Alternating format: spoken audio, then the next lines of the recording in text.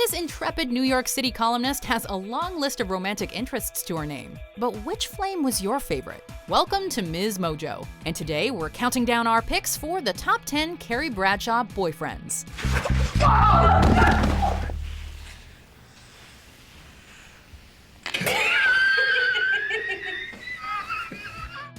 Before we begin, we publish new content every day, so be sure to subscribe to our channel and ring the bell to get notified about our latest videos.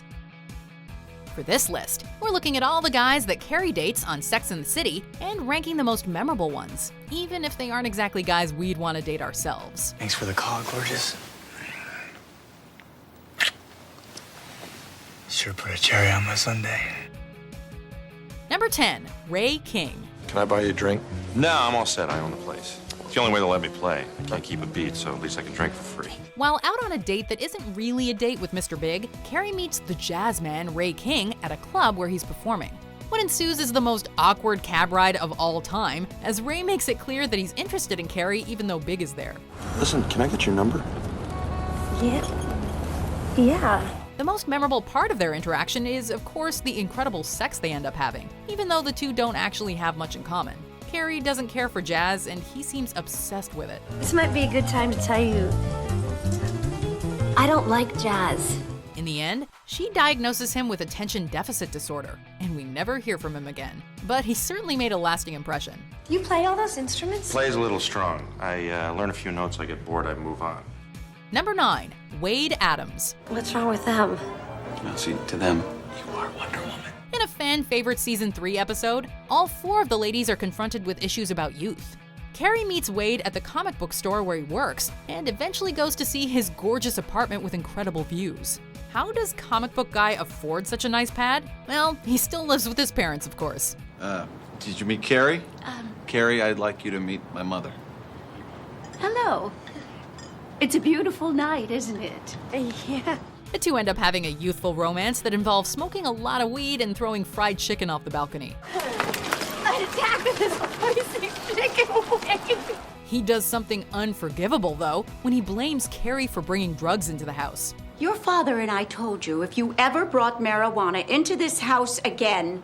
Carrie brought it. Well, at least she gets to take them as a parting gift. Number 8, Shawn. Doesn't this place rock? While some of the progressive ideas presented in Sex and the City still hold up today, other episodes admittedly make us cringe in horror at what's going on screen. And before her, Leslie couldn't commit. And before Leslie, there was Mark. Is that a problem? This is perhaps one of the worst ones, where Carrie dates a bisexual man and the group tears into the idea of bisexuality, delivering some lines about it that surely everyone involved in the show regrets. I'm not even sure bisexuality exists. I think it's just a layover on the way to Gay Town. Shawn is a totally great and nice guy, but things don't work out between him and Carrie because she's of a generation that apparently just can't fathom such things. Well, her loss. I've been in 3 major relationships. One happened to be a guy, okay? That's just me. Number 7, Vaughn Weisel. I met Vaughn Weisel at a pen luncheon a month ago. It's amazing how much better looking fiction writers have become. When Carrie and Vaughn first got together, viewers were on the edge of their seats, thinking perhaps he was the one. He was even a writer. It seemed like they were the perfect fit for each other, down to his quirky New York family who quickly welcomed Carrie with open arms. Oh my God. Duncan, get your ass in here. I just love your column. Unfortunately, though, all the glitters is not gold, and these two had problems in the bedroom. I'm not really in the mood to talk about my mom. I'm not really in the mood to talk at all. His performance issues wouldn't have been the end of the world if Vaughn was willing to keep an open line of communication about them. But unfortunately, he's not. In the end, it didn't work out. But we'd like to imagine that Carrie still kept in touch with his mom. Let's talk about it. No, I don't want to talk about it. Well, I think we have to. Why does everything have to be about sex? I am so sick of talking about sex. I've been talking about it since I was 2. Number 6, Jeremy. Oh my God, Jeremy, wow. That's my name, don't wear it out. By the show's 6th season, Carrie had been through a lot of dates. Some good, some awful. So it made sense that she was ready to retread some old ground and revisit a relationship that had ended long ago. I'm sort of in a Mental institution.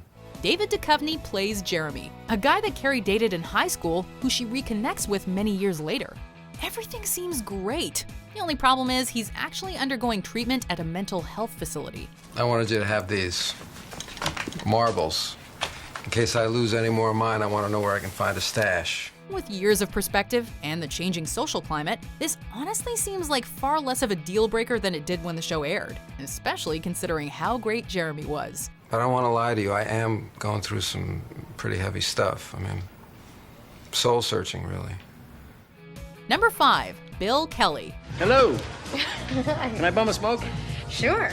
We never exactly imagined Carrie dating a politician, but when Carrie meets Bill Kelly at a charity event for the New York Fire Department, their chemistry is immediately obvious. So, which district do you vote in?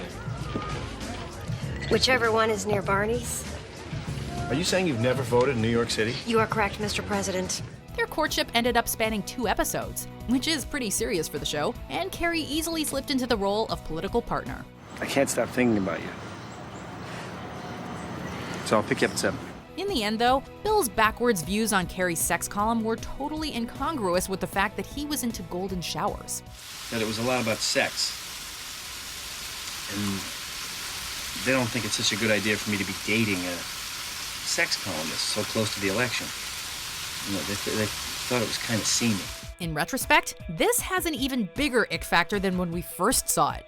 That level of hypocrisy has only gotten uglier with age. I may write about sex, but you like people to pee on you.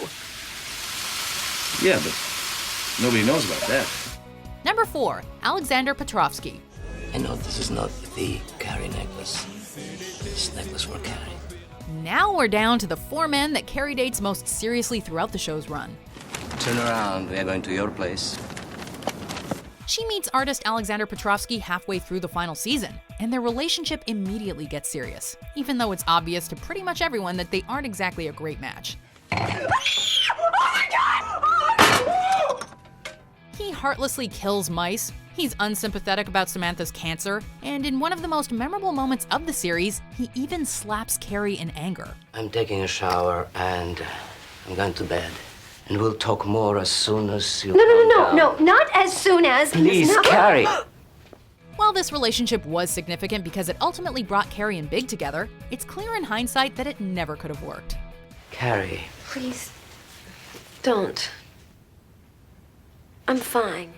Number 3, Jack Berger. What does that mean? It doesn't mean anything. It was just a question. What did you think I was gonna do? Sit on my ass all day and slack off? When Carrie met Berger and they started dating, viewers were led to believe that this might be it. He was a witty and sharp writer just like she was, and they seemed to have tons in common. Come on, Hollywood kiss.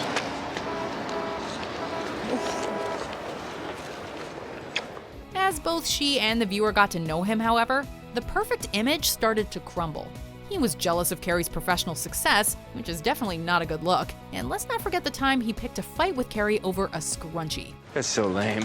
No, it was not. It was hysterical. No, I'm not talking about the book. I'm talking about what you're doing right now. No matter what, though, Jack Berger will go down in TV history as the guy who broke up with Carrie Bradshaw on a Post-it.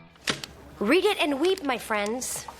I'm sorry, I can't. Don't hate me. Number 2, Aidan Shaw. I thought a bath would help you relax. You seem kind of tense. Ah, Aidan, the guy that half of us totally wanted Carrie to end up with. What is there not to like about this charmer? He's sweet, he's sensitive, he's a dog lover, he hates drama, and he even managed to forgive Carrie for having an affair with her ex. Really? The only thing wrong with this relationship was Carrie. Seriously, what the hell is wrong with you that you're not married? Tell me. Can't you just relax and go with the flow? Obviously, the two weren't meant to be because she just wasn't into it, but they shared many memorable moments from their very first date to both of their devastating breakups. And the fight they have over closet space? It remains one of the best scenes of the entire show. Please, just shut up. I am so sick of hearing you talking all the time. Don't you ever just shut up? Before we unveil our number 1 pick, here are some honorable mentions. Do other people know about this? I mean, whoa! Yeah! Oh, right! I did it! Sex without fear! Yeah! Woo! Don't you ever work? I don't have anything till 11. Nice life. Hi, I'm Seth. Oh, hi. Carrie. I thought we could go on playing this koi game where I could actually introduce myself. So, what's it like to kiss with that little... You want to find out? Wow, this is kind of uncomfortable. Look, would you please stop calling me? I don't have time to chat. I've got boutonnieres on my mind. I'm sorry I never called. Number 1, Mr. Big. Well, get in for Christ's sakes. Of course our number 1 spot had to go to Mr. Big. Not because he's our favorite necessarily, but because the show simply wouldn't be the same without him. Good morning. Good morning. Carrie meets Big in the very first episode of Sex and the City, and her relationship with him spans the entire series and beyond. Yes, he's emotionally unavailable and constantly jerks Carrie around, but she clearly loves him and will do pretty much anything to make it work with him. Happy birthday, baby. Get in. We may not love him as much as she does, but you can't deny their chemistry and the fact that one way or another, they were meant to be. Carrie, you're the one.